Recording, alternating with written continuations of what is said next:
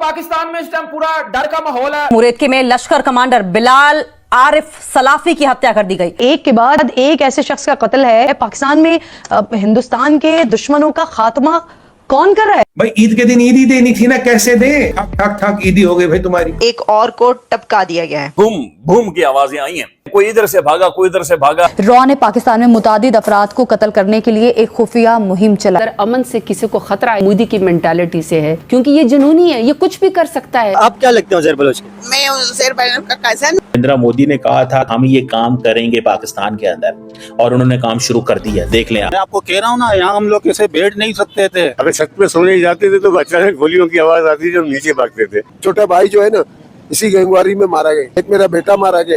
ये फलाने का दोस्त है, मारो गोली, उसका लाश उठा के ले जाओ। मैं तो ये फिल्म देखना चाहती हूँ। आपको इंडिया से इंस्पायर नहीं होना चाहिए? धुरंधर is not a film, it's a propaganda. Dhurandhar movie को देखने के बाद एक चीज तो क्रिस्टल क्लियर हो गई। आप मूवी बना दी भाई। I feel like Bollywood is back.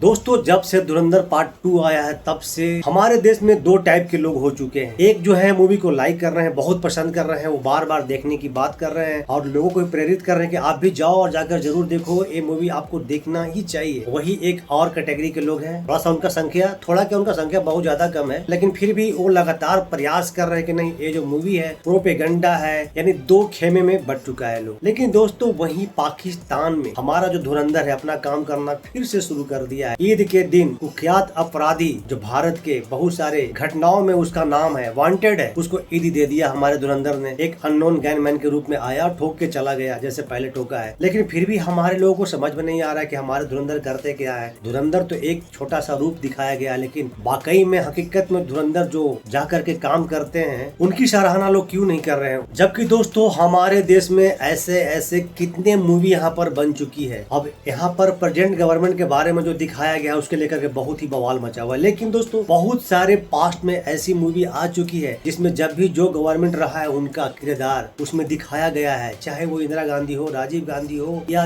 Pandit Jawaharlal Nehru हो, महात्मा गांधी हो, जो भी हो, जिनका किरदार को दिखाया गया है। तो उस समय तो इतना हो हंगामा नहीं हुआ। क्यों नहीं हुआ? क्योंकि उस समय जो मूवी बनता था उसमें ना पाकिस्तान से दोस्ती दिखाया जाता था। दोस्तों, इस मूवी में एक पार्ट था नोटबंदी वाला, उसके लेकर के भी लोग बड़ा ही ये कह रहे हैं कि बड़ा ही विशेष रूप से दिखा दिया है, ज्यादा दिखा दिया है, ये एक प्रोपेगेंडा है बीजेपी का। लेकिन दोस्तों, पिछले कुछ वर्षों से पाकिस्तान में जो हालात है, यानी पाकिस्तान में भूखमरी के हालात है, चाहे जैसा भी हालात है, अब आपसे छुपा हुआ नहीं है। कहीं ऐसा नहीं हो सकता कि नोटबंदी का ही असर है? तो दोस्तों, आइए देखते हैं इस वीडियो में क्या हकीकत है और क्या सच्चाई है। तो नमस्कार, मैं आपका दोस्त डिप्टी, चलिए देखते हैं।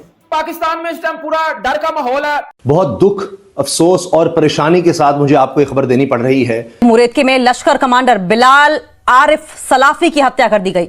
एक के बाद एक ऐसे शख्स का कत्ल है जो कहीं ना कहीं किसी न किसी तरीके से इंडिया को मतलूब है। पाकिस्तान में हिंदुस्तान के दुश्मनों का खात्मा कौन कर रहा है? भाई जाहिर सी बात है, धुरंधर, हमारे धुरंधर अपना काम करना शुरू कर दिया फिर से। वैसे तो आपके ISI बड़ा चीख चीख के बोलते हैं कि दुनिया के सबसे टॉप अधारे हैं, आपके सबसे टॉप आर्मी है, फिर क्यों नहीं पता चल पा रहा है कौन ऐसा अननोन व्यक्ति आ रहा है, टपका के चला जा रहा है? पाकिस्तान में इस वक्त डर का माहौल है। सफेद और स्याह रंग की इस तस्वीर में खून से लथपथ जो बेजान शख्स दिख रहा है वो कुख्यात आतंकी हाफिज सईद का लेफ्टिनेंट था। यानी ये अगर आप सीधे सीधे लफ्जों में ये कहें तो एक और को टपका दिया गया है, एक और को टपका दिया गया है, खबर ये आ रही है। अननोन गनमैन है फिट पाकिस्तान अगेन, यानी कि पाकिस्तान में ईद के दिन ईदी। भाई ईद के दिन ईदी देनी थी ना, कैसे दे? उसे बोला भाई साहब आपका नाम ये है, बोला हम ईदी देने आए। बोला कह रहे हो ठक ठक ठक ईदी हो गई भाई तुम्हारी। चचादान के हिसाब से ईदी मिली इनको। भाई बहुत दिन तक एक दूसरे की ईदी बांट रहे थे, अब इनको भी ईदी मिल गया। बूम की आवाजें आई हैं, भागे हैं, कोई इधर से भागा कोई इधर से भागा। नीचे बेसमेंट में धमाका हुआ और आवाज के साथ बोलो दरवाजे रैन दियो सिक्योरिटी, जिधर से जिसे रास्ता मिलता हो खिसको निकलो। शुक्र है नाज़रीन वहां पर खिड़कियां नहीं थी, नहीं तो खिड़कियां तोड़कर सब वहां से बाहर निकलते और भाग जाते। नाज़रीन, भारत की इंटेलिजेंस एजेंसी रॉ ने पाकिस्तान में मुतादिद अफराद को कत्ल करने के लिए एक खुफिया मुहिम चलाई। सबसे पहले आपकी फॉरेन पॉलिसी में आपकी टॉप प्रायोरिटी ये नहीं होनी चाहिए कि ये एक इंटरनेशनल दहशतगर्द है मोदी, उसका आपने सिया चेहरा दुनिया को दिखाना है। पुलिस का कहना है कि जावेद खानानी और कालिया ग्रुप के मालिक थे, इनके खिलाफ मनी लॉन्ड्रिंग का केस चल रहा था। चले बाबा जी सो जाए, किसी को पुलिस परेशान नहीं करेगी।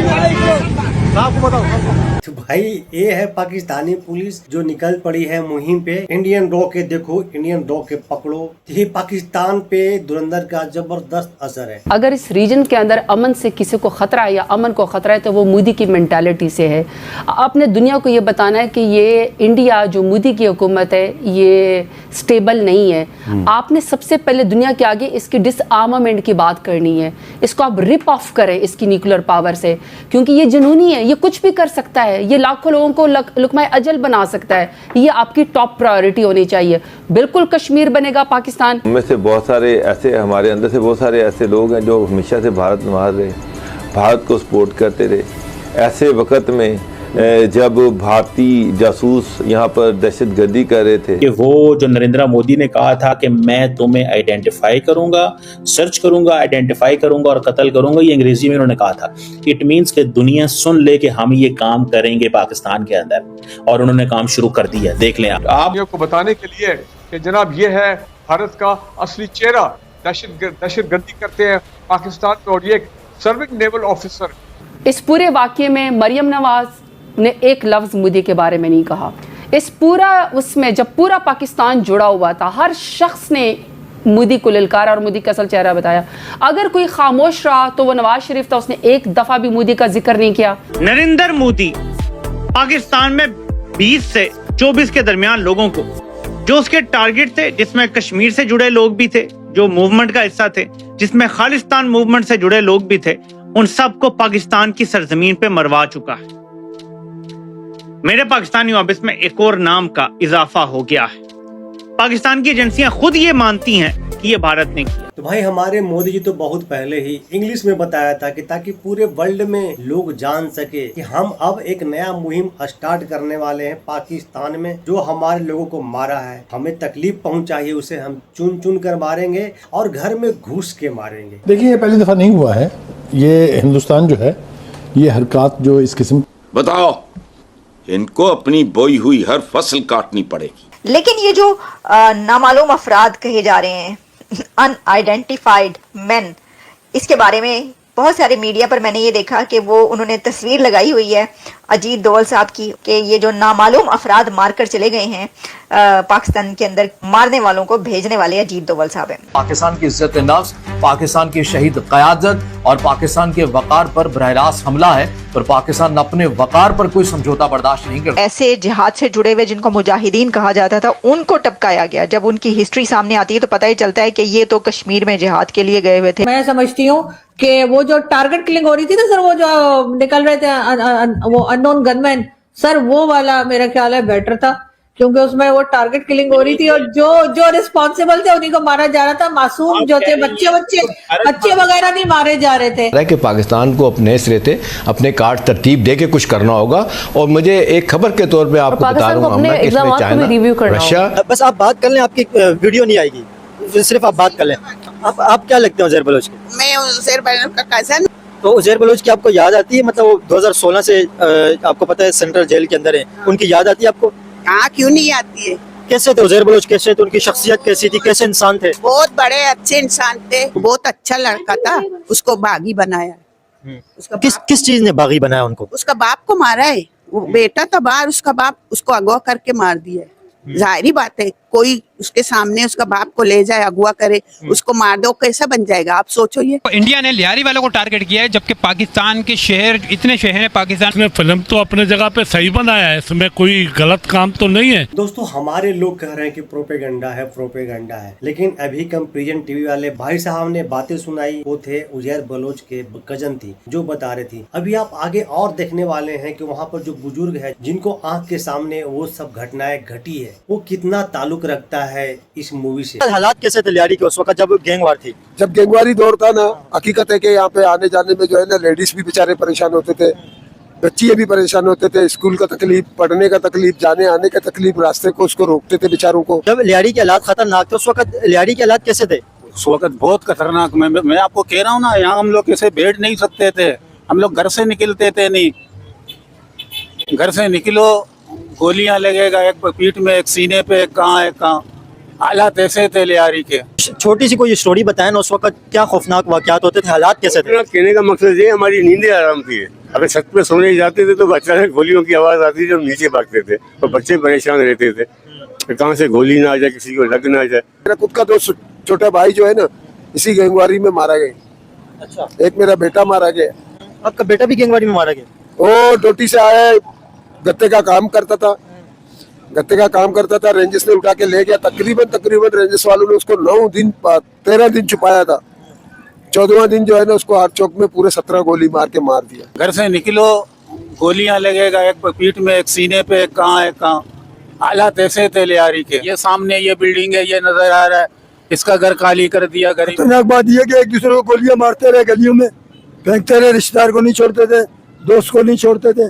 ये फलाने का दोस्त है, मारो गोली, दस उसका लाश उठा के ले जाओ। कोई ऐसा वाकया बताए ना कि जो उस वक्त हुआ हो कि अभी भी आपको खौफ आता हो कि यार ये तो बड़ा खतरनाक वाकया हुआ, ये पता नहीं क्या हो गया। एक वाकया तो हो गया इधर, 3 से 4 बच्चे जो थे इतने इसके जितने, उनको बकायदा जिंदा आग में जलाया गया है। भाई शर्म कर लो, जो धुरंधर के प्रोपेगेंडा बता रहे हो, जो पाकिस्तान के सपोर्ट में खड़े होकर के बातें कर रहे हो, तो शर्म कर लो। ये पाकिस्तानी है और करंट वीडियो है, जबकि ये तो वहाँ के बारे में बताएं। तो क्या ये लोग जब अपने लोग को ऐसे मार रहे थे तो हमारे लिए कितना अच्छा हो सकते हैं? क्या वो जो सीन दिखाया गया है, फिल्माया गया है, क्या गलत था? चाहे वो पार्लियामेंट पे अटैक हो, चाहे मुंबई में अटैक हो, चाहे वो होटल ताज का जो अटैक हो। पाकिस्तानी फैंस के बारे में क्या कहना चाहेंगे जो पसंद? अगर वो ट्रस्ट करते हैं, अगर वो एक बार ये फिल्म देखें, उन्हें भी समझ में आएगा कि इसमें पाकिस्तानी जनता के खिलाफ किसी ने कुछ नहीं बोला है। जो भी बोला गया वो टेररिज्म के खिलाफ बोला गया। अगर वो ये समझ जाएं कि हम टेररिज्म से लड़ रहे हैं, हम किसी जनता या किसी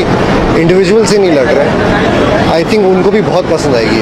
मैं तो ये फिल्म देखना चाहती हूँ और इस वक्त मैं यूएई में मौजूद हूँ तो फिल्म नहीं देख पा रही हूँ, और मुझे लगता है अच्छी फिल्म बनाई होगी और फिल्म को एंटरटेनमें की तरह लेना चाहिए, ना कि जंग की तरह हम लाएं। आपको इंडिया से इंस्पायर नहीं होना चाहिए?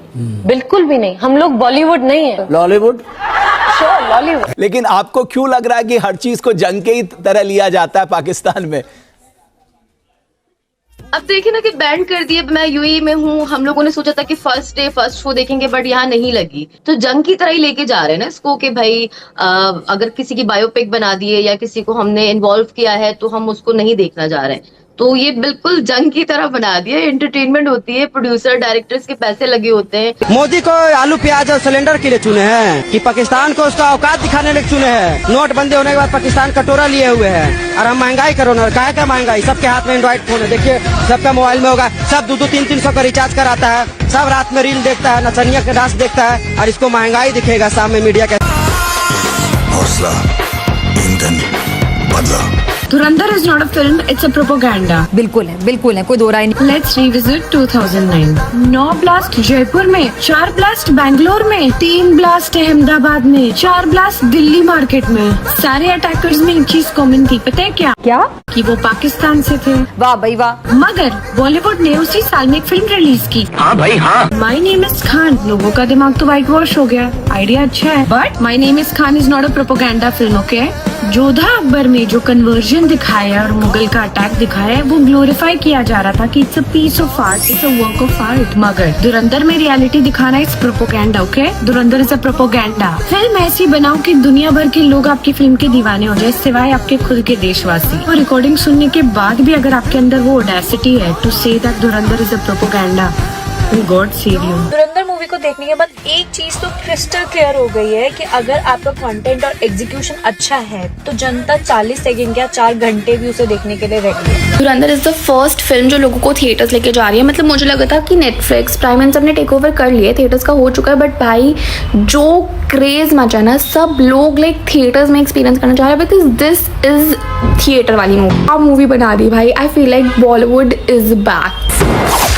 दिस इज दी मूवी, सबको देखनी चाहिए भाई। Peak acting, peak casting, peak everything. Like I am a rom com girl, but I loved watching this movie.